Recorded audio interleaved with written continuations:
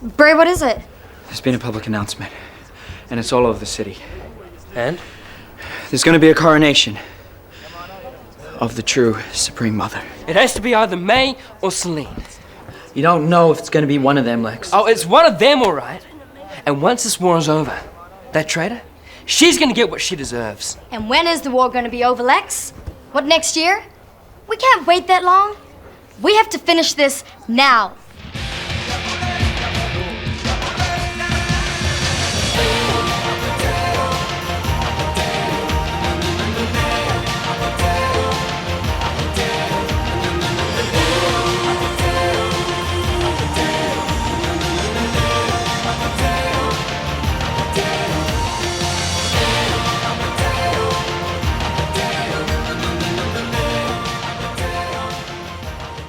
So welcome to Series 3, Episode 24 of Conversations on Eagle Mountain, a podcast about the tribe.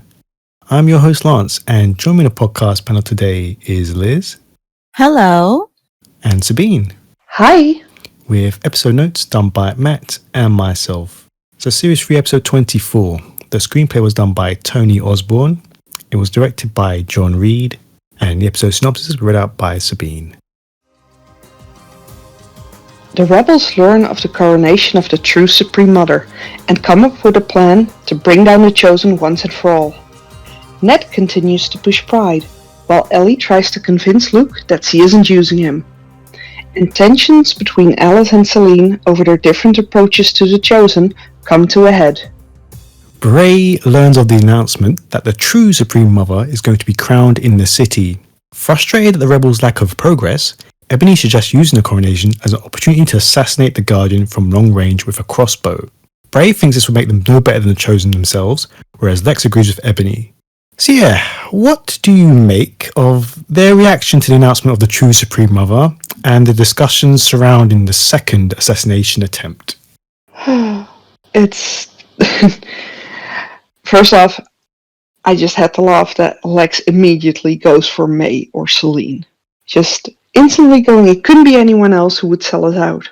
So his mind doesn't go to Alice or Ellie in that instance. Or obviously his own wife.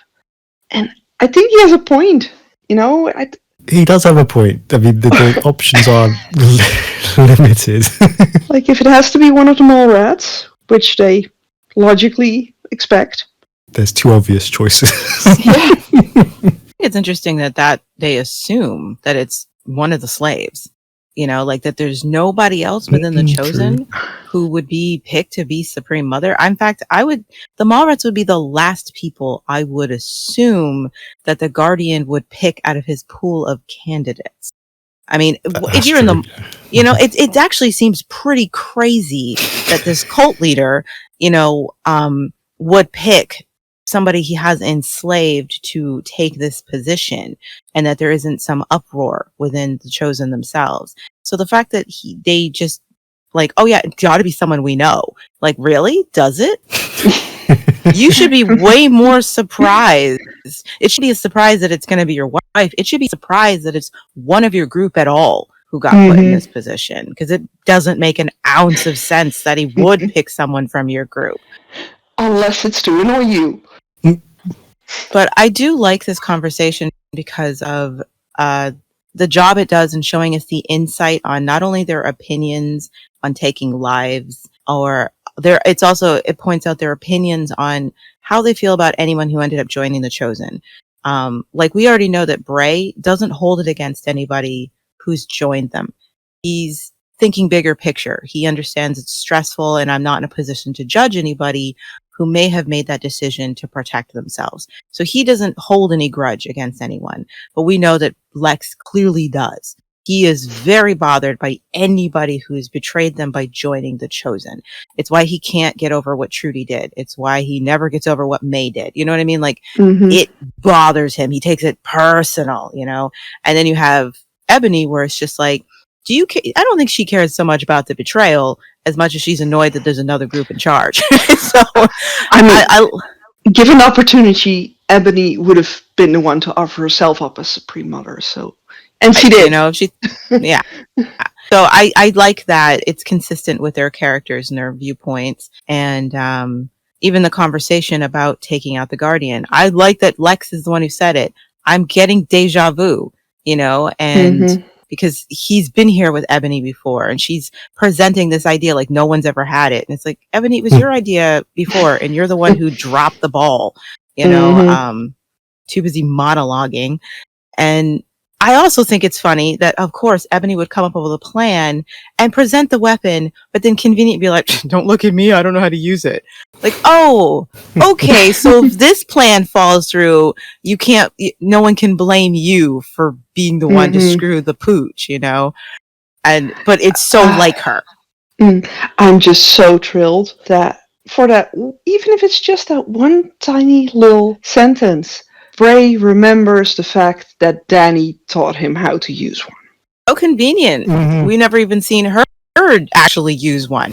When were you taking crossbow lessons? Like, when was that happen? We've only seen her hold it and aim it at him. In her instruction episode. No, that was it. Yeah. Like, Bray and Danny didn't have any hobbies. They didn't do things together. No, they didn't actually. But you know, at least he remembers she existed. It's nice that the writers remember she existed, yes. You know, come on, you guys know it was a reluctant remembrance. They needed a weapon. They needed a long-range weapon, and they were like, oh, we have this crossbow pop that we only used once. And they were like, you do realize we'll have to mention Danny. It's a sacrifice we're willing to make. They had no choice. Come on. Well, it's nice to at least remember her. She existed. Yeah, exactly. One of the very few times someone that they took away gets acknowledged again. I like the discussion. I like that they bring up, just once again, I like that it's not a unanimous decision, that each person has a different reason for why they end up agreeing to the plan. You know, Ebony has no hesitation. It's her idea. And that makes sense. She's already tried to kill this person before. We know Ebony doesn't have a problem with bumping people off who are in her way. Like, it's not even personal for her. We see Lex, who agrees, but later in his conversation, we'll realize that it's more he wants an end to this. And he agrees that drastic measures must be taken to end all of this. There's not a personal satisfaction. It's just, it's got to be done. Sometimes the tough thing needs to be done. And then you have Bray, who's completely against it, but understands, you're right, something has to be done. I don't feel good about this, but I'm kind of outvoted here, you know? And so I also like that as well. Good character beats here. Yeah. Glad they at least discussed it. Like, Ebony, why did you pick up a crossbow that you can't use? She's like, oh, I'm going to give the dirty work to someone else. Of course she is. What'd she have done if Bray didn't know how to use it either? Like, were they going to start asking the Gaians? Like, yeah, I assume that was the next part of the plan. And if any of them knew archery or something, they could use it. The guy's like, we don't take lives like that. What are you talking about? I just think it's like, she didn't think that through yet again. But I do like she tried a frontal assault, like physically assault before, so this is like now a long range assault. It's kind of follows through kind of thing. At least it's, you know, it's smart thinking, kind of. Definitely a better plan, like to attack from far away, and so I do like that. But I just think it's funny how Ebony got here, and it's what would she have done if not only Lex said I don't know how to use one, and she's like, well, I don't know how to use it, and Bray was like, neither do I. And then they just all sit there silently staring at the crossbow. Like, I would have liked to see that blooper. It would be great. I do wonder, though, other than just wanting this all to end and wanting to be the one to come up with a good plan to off the Guardian, I wonder if part of Ebony is kind of jealous that, okay, fair enough, Trudy was Supreme Mother, but, you know, at least he had Toot's baby. And now to see someone else being put in a position that she wanted, I wonder if there's some jealousy that kind of plays into that, and that helps in her need to just stop this once and for all. Oh, there's jealousy there, but I don't believe it has anything to do with Supreme Mother. Her jealousy has always been over Jaffa.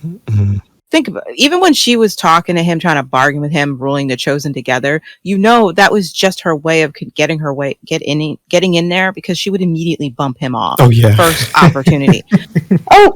Which, she would have done. She's not interested in being Supreme Mother. She wants the Chosen. She wants what Jaffa has. That's what she's jealous of. Yeah, that partnership would have been very short-lived. Yeah. I mean, she called herself Zoot's high priestess at some point in the beginning. She doesn't want to play second fiddle unless it's absolutely necessary. Yeah. But she wants to be holding the reins. But it would have been a good position for her to get. Yeah. It's Jaffa she covets. Mm-hmm. Yeah, I mean, that leads us nicely into the next scene. Is something going on? Why aren't you telling me, Alice? Why? Because you are totally, completely untrustworthy. That's why. You're playing their game, Salene. I don't even know what side you're on anymore. I don't even know who you are. Matter of fact, I don't even think you do. Harsh or not? Hannah, what do you think of Alice's assessment of Salene? Spot on. Yeah. Yay, Alice. I was cheering. I can't lie. I just like Salene coming up and saying Tai-San is not suitable. I'm like, who are you, Salene? Who actually are you? What are you here for? What do you believe in? Like, how can you even? No, I was just rooting for Alice all through that. Mm-hmm. What's Salene thinking? Oh, Tai-San isn't motherly and I am? Mm-hmm. I would really have liked more insight into why, the reason she gives for thinking Tai-San isn't suitable don't feel like the real reasons. You know what I mean? Like, they feel like she's just blustering, caught on the spot when Alice is like, what's your problem? Like, what does it matter who the Chosen pick to be Supreme Mother? So I really would have liked to get to the core reasons that it bothers Salene that Tai-San was picked, because I don't think it's because she thinks that Tai-San's a space cadet or because she thinks she's only ever had loopy ideas, whatever. Because one, that's not even accurate. And that's just coming from a really shallow, petty side.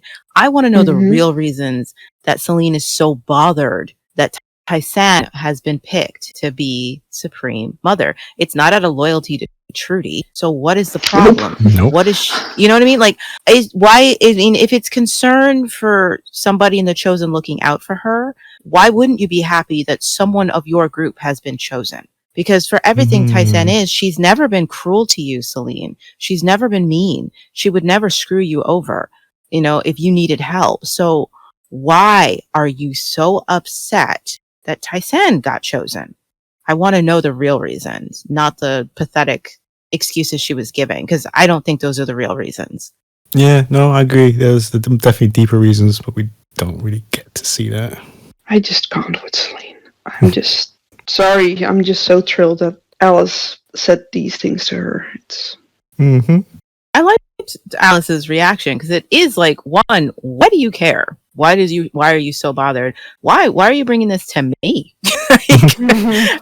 And then, she's like, why? Is there a plan? Tell me what's going on. And her Pikachu face when Alice is like, why would I tell you anything? Are you seriously coming to me complaining about this right now? I've got my own problems that you don't give a crap about. You don't care about anyone in this building except for yourself, and that bundle of DNA you happen to be carrying around, you don't come to me with this crap. Have you asked me how my day was? Because I'll tell you, I've got my hands full dealing with stuff. But do you care, Salene? No. I felt very much like Alice, but I'm also side-eyeing Salene. Like, what is your damage? What are you so upset about right now? Wasn't it obvious? Tai-San didn't want to talk to her, and she didn't have time for her. So how could this benefit Salene? There's something else going on, and yeah. I just wish I knew what it was. Again, I feel like they're trying to convince us that Salene is kind of brainwashed. And so I feel like the writers are trying to say that Salene is bothered because she actually has bought into this Chosen idea of what the Supreme Mother's supposed to be. But again, I don't think they've done a good job selling me on it. So I'm not convinced that that's what's bothering her. They haven't done a good job with that. Because what she says specifically, is trying to tell us she's bothered because Tai-San does nothing about being a mother. She's not maternal. She's never cared for a child or blah, blah, blah. But I'm like, writers, it's not enough to convince me that Salene buys into the Chosen. Like, you just haven't given it the time. So maybe that's what they were trying to do, but it's not working for me. Or maybe this is just a scene to set up the tension between she and Alice so it can escalate later in the episode. Oh yeah, it's definitely part of that, yeah.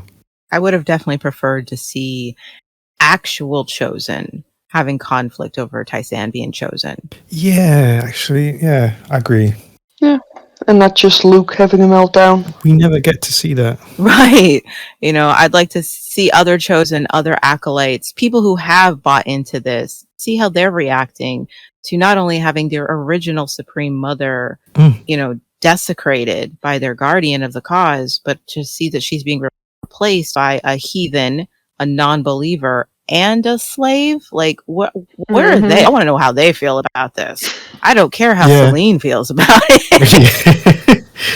Completely agree. I've mentioned this before, how we don't get to see the other side of it, and I really wish they had, because that would have been really great storylines going through if we had seen that other side, like the truly Supreme Mother side of the Chosen.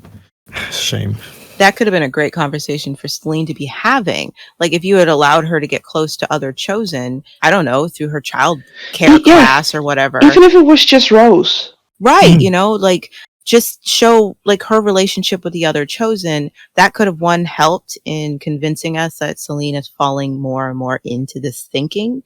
And it would given us some insight into how the other Chosen feel. And if they'd formed a friendship, there could have been some confessing of true feelings. Maybe a Chosen might not have felt like they're being watched if they confessed their true feelings to a lowly acolyte or a slave, and could be a little bit more honest. And that could have been a useful conversation that could still incorporate Salene, but give us some insight into how the people who actually matter feel about this. Okay, let's move on to that interesting discussion between Tai-San and the Guardian. You will be by my side, as the symbolic head, the mother of all chosen. And what of you? Aren't you the symbolic father? To have a balance, we need female and male, mother and father. No. So we need to perform the public purification rituals immediately. This afternoon, you must renounce everything of your former life. So yeah, what did you make between those interactions there we saw?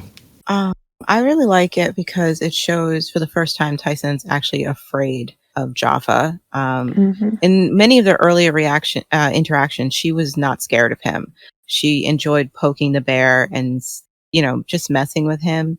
She felt very in control of her situation. But ever since it's like, I want you to be my Supreme Mother, she's scared out of her mind because this is much bigger than what she had intended on taking on. And, she has no prediction of how badly this can go, but she knows it could go badly.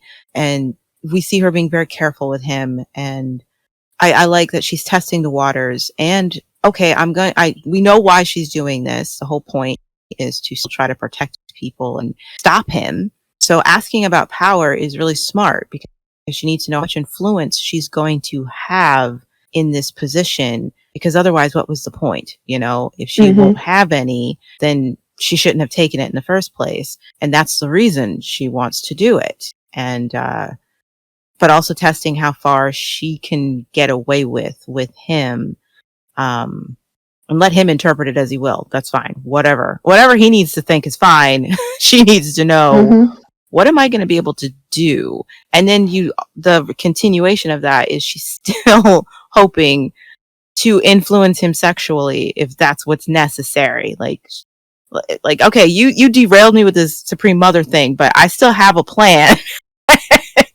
I still want to see if I can get you there. And he's like, no. He swats it away. So I do like this banter back and forth. It's very push and pull. And I do think it's got a nice amount of tension, I'm worried for her at this point, especially especially the way he so quickly says, if you fail me, I'll just have you killed. Like, jeez, dude. Oh my God. It's like being proposed to by Henry VIII. Gee. Yeah. Tempting, but there's this anecdote about Henry VIII when he was looking for princesses. I think this might have been before Anne of Cleves. Okay, so he's had 3 wives go down, right? And one princess got his invitation, and she said something about her neck being too thin, so she was gonna have to decline. Like, no, dude, you have a rep. I don't think so. Yeah, this is definitely just an exercise of his need to control her, to possess her, and it's a little bit of insight as to what Trudy went through as well when he was putting her through the paces. And yeah, it's gross. It's really gross the way he's talking to her. And it's a reminder to anybody that, once again, this is not a consensual situation. Like, Tai-San isn't in a position where she can consent to anything. He's not asking her, Like, even when he first walks in the room, what does he say? He says something like, "You don't plan on disappointing me, do you?" Like, this wasn't some offer she could just not take. No. That was never a true option. Right, it's so gross and grimy. And I like that it comes back to that, to remind you that he's got all the power. Tai-San is an enslaved person trying to do the best with her position to help people, help herself. And so I'm glad that it has that tone rather than playing it like she's having fun. Like, no, this is gross. Ugh. Made me very uncomfortable, and it should. It's interesting to see, though, that she still tries to push forward to see if she can get him, with just, basically if she can get him to fall for her in the way she would expect him to, because it kind of feels to me like Tai-San's mainly flirting with him right now to try and see if she can get his attention that way, because then she would know what to do with the situation. Because that's the type of situation she could. Yes, agreed. Because that would be a familiar situation. She would know what to do with that. I also like this because it sets a contrast between Jaffa and Luke. Now, you guys already know, I don't feel like Ellie or Tai-San are in a position to consent to these relationships. But that being said, it is important to show the contrast between Jaffa's need to possess Tai-San and his need to possess Trudy and all his creepy issues, and Luke's attraction to Ellie.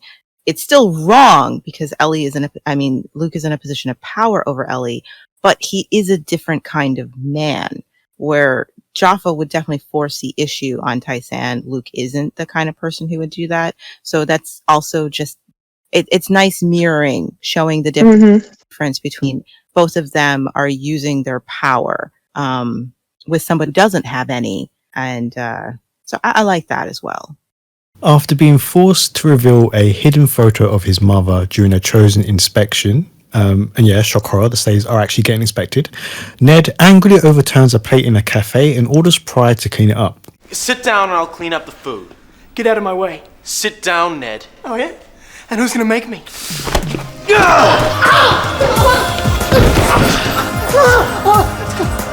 Okay, it's just a joke, all right? Wow. It isn't a lion dressed up as a lamb. And did you hear that pussycat roar? Yeah, what do you think of Ned, his actions, and Pride choosing this moment to finally stand up to him? I think, at least in this moment, Ned's action is actually his way of dealing with the fact that he feels like him having that picture of his mother shown in front of everyone makes him seem weak, and he doesn't want to seem weak. And his way to deal with that is bully someone like Pride. I agree with that entirely. And and I think the reason Pride chooses this moment to stand up to him is not just because it's, a good moment because he doesn't want to, but because Ned hurts Alice. And that's where Pride draws a line. You don't hurt women. Yeah, he got violent with somebody, and he also threatened May's safety. You know, like that. Ned's taken it too far. He's becoming danger to everybody there because he's got issues. And Pride's like, okay, if you're just messing with me, I can handle it. I'm not bothered by you. But when you start targeting everybody else here, I won't stand for that. I won't let that happen. You put your hands on Alice, and she wasn't in the wrong, you know, and I'm not going to allow you to do that to everybody else. You threaten May's safety when she's just doing what she needs to survive. You know what I mean? Like, you'd be willing to endanger everyone here. No, I won't allow that to slide. So yeah, it's time to put you in your place. Cut the crap, you know? I just needed him to tell her to lick it up. You know what I mean? Like, I just needed him to say that once he got Ned on the floor. Lick it up. It was good. It was a nice built up too, even though everything else around it were like, oh yeah, the slaves get inspected. Like, there's a lot of annoying things where you're just like, none of this has been established how these slaves live. I don't know how they live in this mall. I don't get it. It's like the last train car in, what is that train movie? Whatever. It doesn't matter. It doesn't matter. My point is, if I ignore all of that, this is just, it built up really nice to Pride finally putting his foot down, and we know where his line in the sand is. I love May's reaction, because the whole time she's been wondering, like, I know you can take care of yourself, so when you gonna do so? And that line of her, and watch that pussycat roar. It's just... And Selene's reaction was always interesting, because she assumed, like, she said to Pride, I know you're scared too. And Pride doesn't really confirm that he's afraid. He just says, we're all scared, Salene, you know, like, he's just comforting her.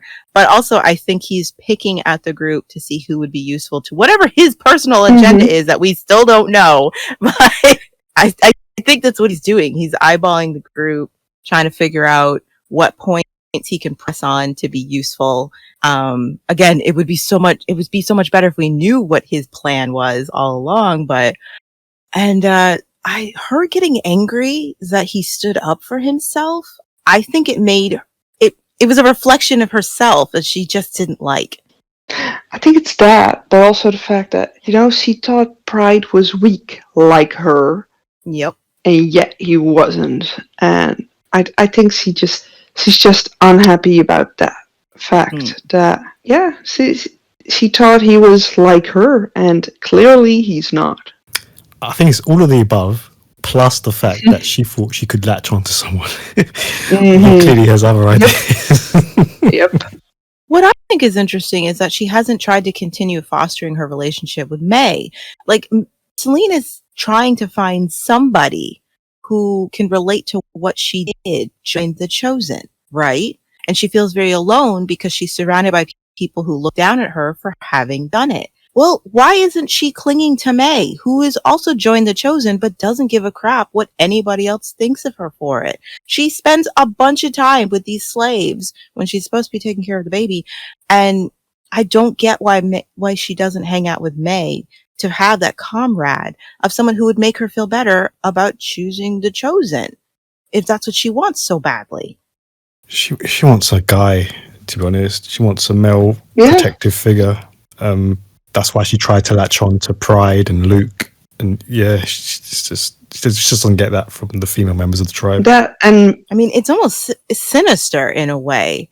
Like, I don't, please understand, I'm not saying that Salene preys on soft, gentle men so she can get what she wants from them. I'm simply saying that it's awfully convenient that she thought she found someone she personally described as being afraid and wanted to latch on to him. And the minute she finds out he's strong, she's pissed. Like, why are you so upset? Shouldn't you be glad that he could protect you? Or are you afraid you can't mold him the way you'd like to? Mainly that. That says it all. It's a little weird you got so mad. Yeah. Immediately she got pissed. How dare he defend himself? He is not the guy for me. That's a weird reaction, Salene. That's quite telling, actually. That's what I'm saying. All the way back in season 1, when Trudy was trying to help her with her bulimia, she didn't respond to Trudy. She bit her head off. She was the right jerk to Trudy, who was just trying to be her friend and to make up for how she had treated Salene in the past. But the minute Ryan showed up, all of a sudden, Salene is like, I'm ready. Yes, thank you. You're helping me in a way nobody else did. And I'm like, I'm just saying it's convenient that he has a penis. That's all I'm saying. If anyone has a problem with female relationships, I think it might be Salene. I'm just saying. Because this whole episode makes Salene the kind of person who doesn't want to deal with anybody who's going to be honest with her. She wants somebody who's going to say the things she wants to hear and make her feel better about herself. Yep. Yeah, duh. Selene's an absolute angel. She never does anything wrong. How dare you hold up a mirror to my face? Maybe she just felt foolish when she sees Pride stand up for himself. She felt dumb because, she thought they were on the same wavelength of being scared and quote unquote weak. And here he is proving he's not. And maybe she felt a little manipulated. Yeah, I don't know. Maybe she just felt personally foolish, because she'd never be able to do that for herself. And she was vulnerable with him. And now he's proving, yeah, I can take care of myself if I have to, when I feel like it. And if I were Salene, I would be like, yes, he's perfect. Yep. He's willing to fight if someone endangers a woman or hurts a woman. Come on. And he was willing to talk to me when everyone else is ignoring me. Like, he's perfect. Like, come on, Salene, put the shine on. Maybe you shouldn't stand a chance. Go for it. All right, panel. So meanwhile, as this is going on, Ellie tries to convince Luke that she's just as unhappy with Tai-San's decision as he is. Then what are you saying? That you care for me? Is that it? You think you can work me that way? Well, you can't. And what if it were true? What if I did care for you? 'Cause I do. And they kiss. Yeah, go. At least the Jelly fans will be hurt by this. It's just, I don't know. I don't mind Ellie and Luke. I wish Ellie and Luke had met under different circumstances. But we'll learn so much of this relationship, if you want to call it that, is based on this trauma bond they formed while she was literally his prisoner.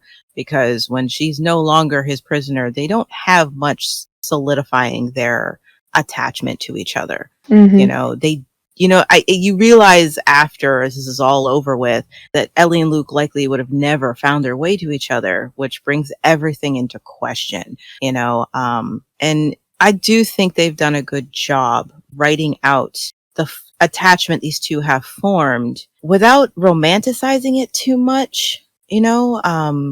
Again, you can't always guess what the writer's motives were, but I don't think they have tried to make it sound like this beautiful love match. It's messed up at the end of the day. Like, you can't ignore the fact that it's messed up.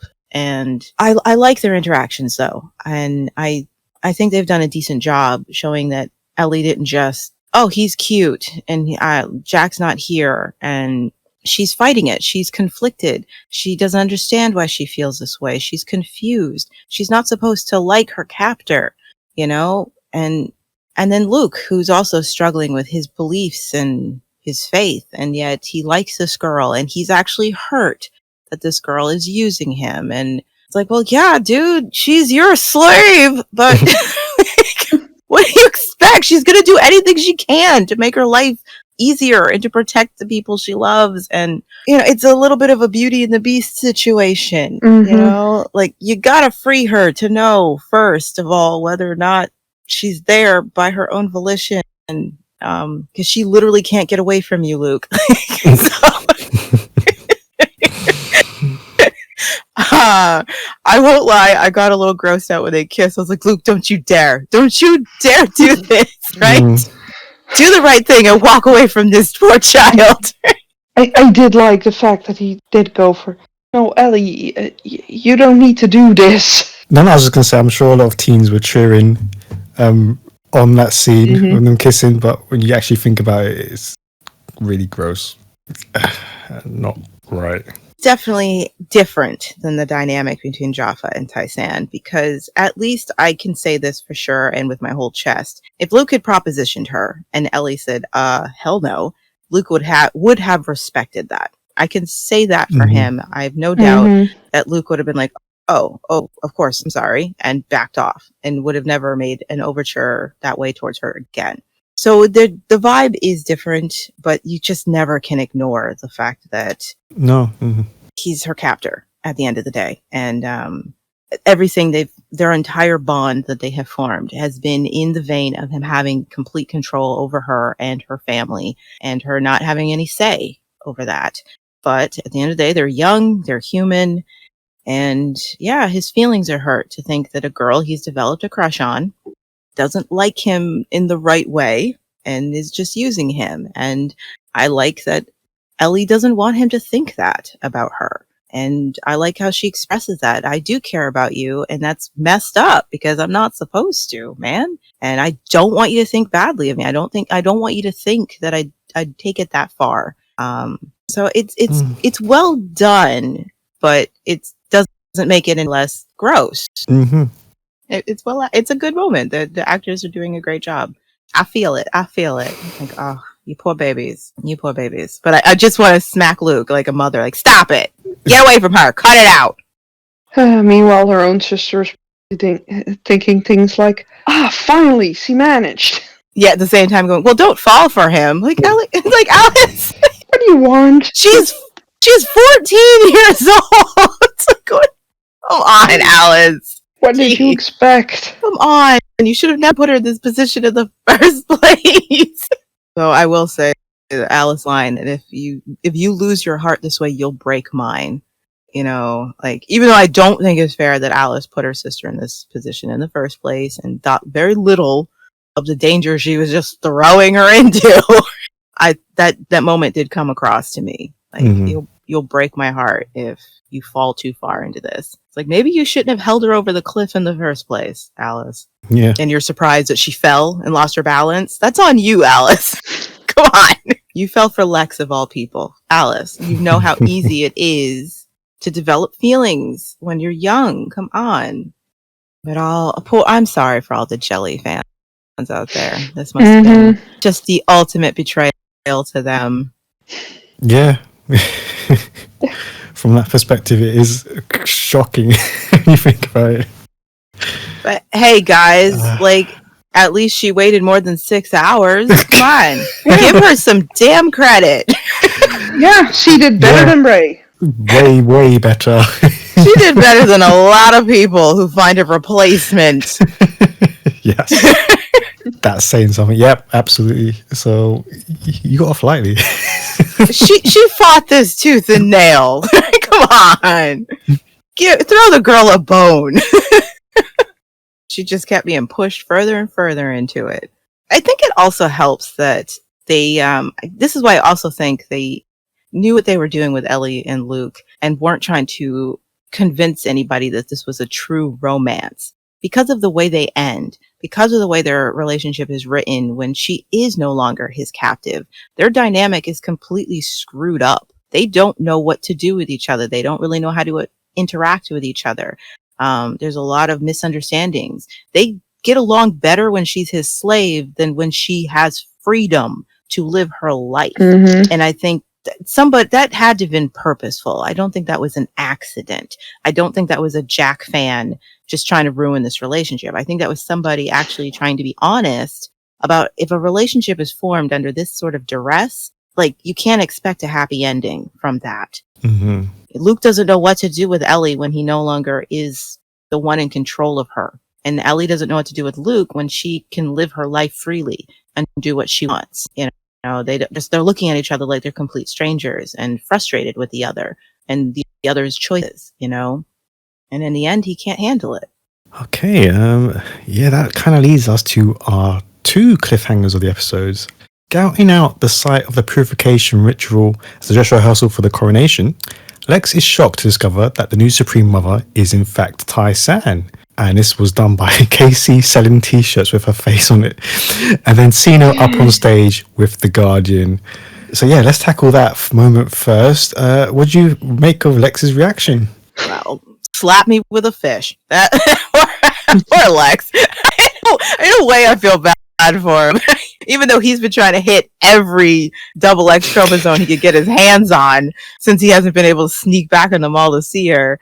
I do kind of feel bad for the guy, especially if you've already established that for him, anybody who would do this, out of their pool of candidates that they, for some reason, thought would be the candidates, it would have to be someone who would betray them, someone who, it would be unthinkable to him, whoever would do this. And so if he thinks that low of the person who would take this role, for it to be his wife, you didn't even think there was a chance your wife could meet somebody when you weren't around, did ya? Oh, the look on Caleb's face. Chef's kiss. I guess that's karma, buddy.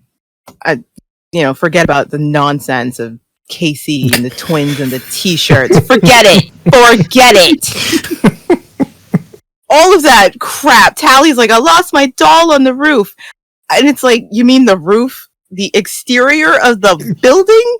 You're not even allowed outside. This Chosen's like, okay, sounds legit. I'll help you. I'll go find your dolly, little dolly. Doesn't even ask, what are you doing here in this hallway where the slaves aren't even supposed to be? How did you get in here? Oh, so dumb. Forget that stupidity. Yeah. Lex finding out that it's his wife? Whew. Poor guy. She didn't have things to do in that mall. She didn't have her own plans. And you knew she had her own plans. I mean, she specifically mentioned that she was needed there. What do you think she was doing? He thought she was just waiting there in her bed for him to come. That's all. Apparently. That's all she was meant to do. That's all she was meant to do. He's come back and found that she's the new Supreme Mother. It's been a while since you talked to your wife, ain't it? That's what you get when you don't sneak in anymore, Lex. That's what she gets up to.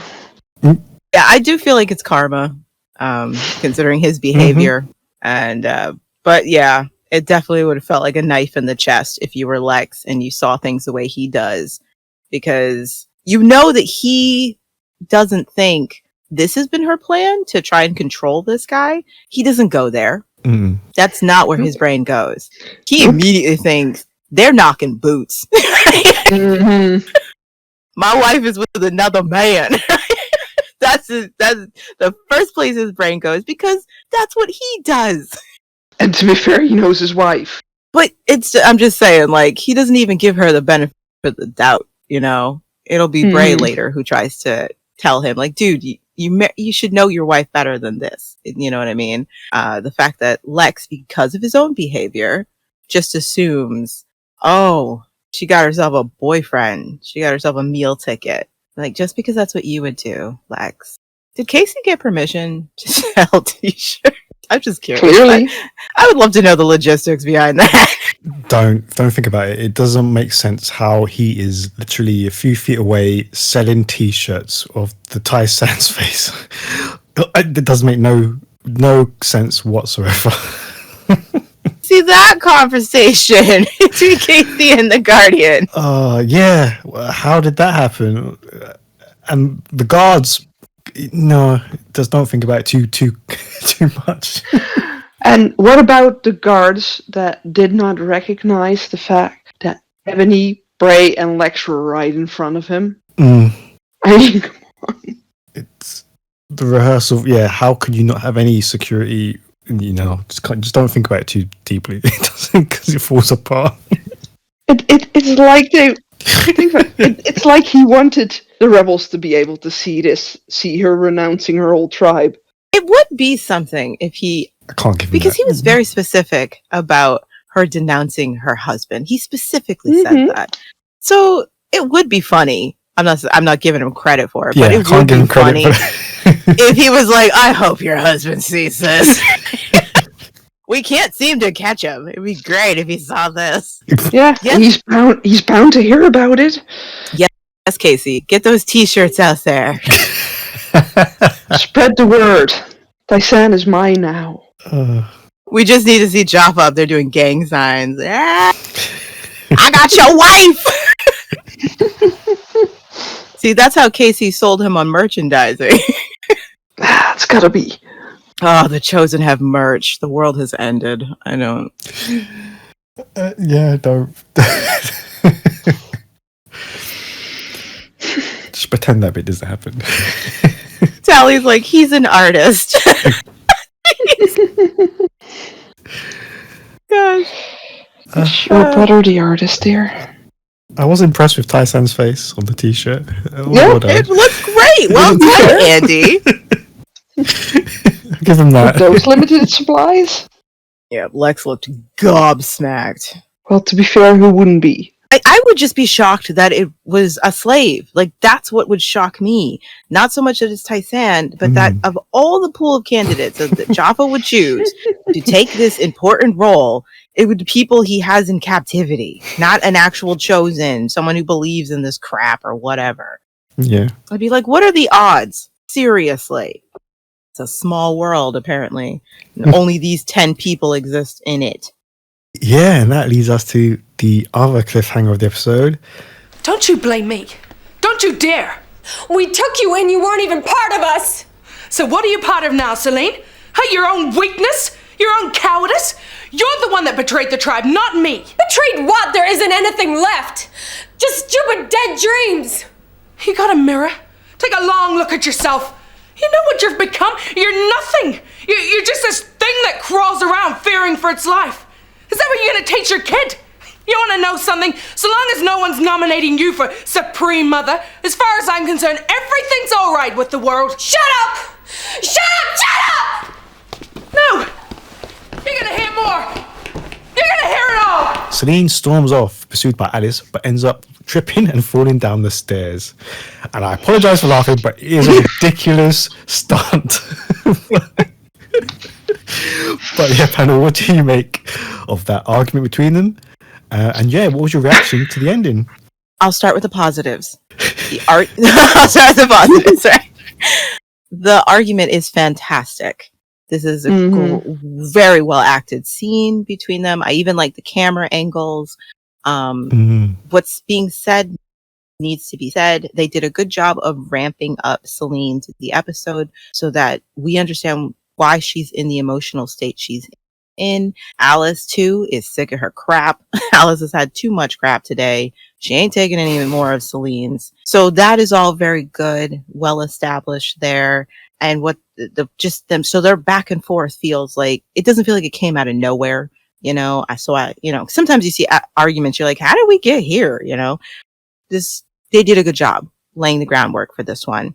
And even the fact that, you know, Salene needs to run from the room and Alice is like, oh, I'm not done with you. I've been wanting to go off on somebody for a while. I'm going to hit you with both barrels. And I will say that the stunt woman, aside from the wig, that's not your fault, sweetheart, did a good job going down the stairs for her stunt alone, not counting how the fall happens. Just the role that the stunt woman had to perform. Kudos to her. Those are my positives. Salene, I want to know how I want to know how this fall happened. I'm trying to work it out. I've been trying to work it out for 20 years. Was she so upset when she was running up the stairs that her forward momentum going up the stairs made her hit the banister and that's what threw her back? Because the momentum. Speaking as a very clumsy person, I could do that.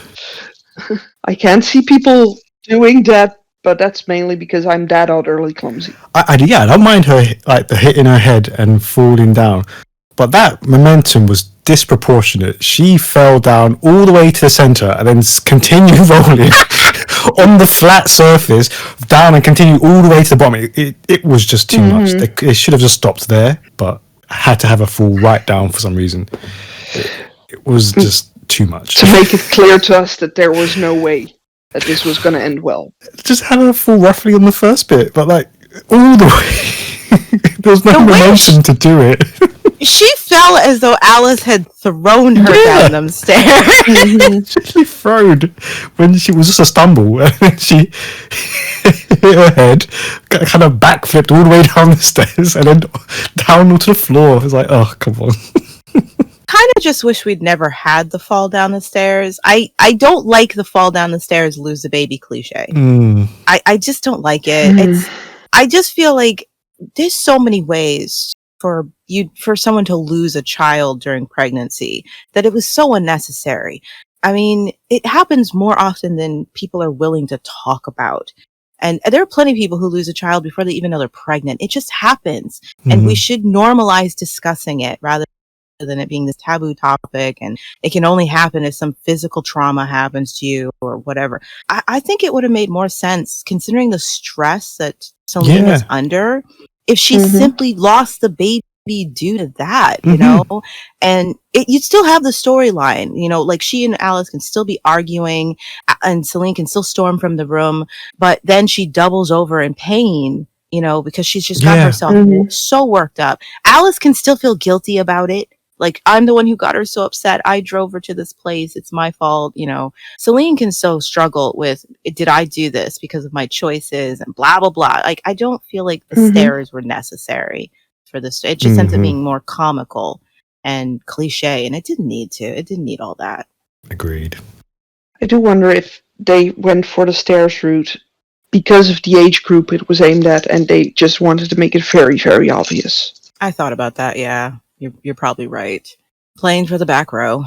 Yeah, I can't disagree. I feel like if it was season 1, we could have got the stress angle, but at this point I do feel like, obvious answers. I think I could have bought the fall and all that momentum that sends her literally all the way to the bottom. I think I would have bought it more if the argument had started upstairs, you know, and Salene was running to, you know, like in the momentum, like she was moving quickly toward the stairs, and then she lost her footing, because then she'd have that forward momentum that could send her crashing all the way down. You know what I mean? Rather than going up the stairs, I think she banged her head and then falling backwards. You've never managed to fall when running up the stairs. I have. And I've never gone flying down the stairs and skidding across the room. I have fallen up the stairs many a time. And usually you just stumble and fall on your face. Yeah. I have my share of falling down the stairs. I've never done a Scarlett O'Hara fall down the grand staircase. It's never happened to me. And I have literally, it's a joke in my family how many times I have fallen down the stairs. Every house we live in, I christen the stairs by falling down them at least twice. Kudos to the stunt actor. I mean, that was incredible. It's just ridiculous, but incredible. Like, she was a little too fast, too furious for me to buy this. She should have just shot right past Alice in the fountain. Like, she was. There's a lot of speed she got. And yeah, I ended up giggling, even though I'm like, this is supposed to be serious. Sorry.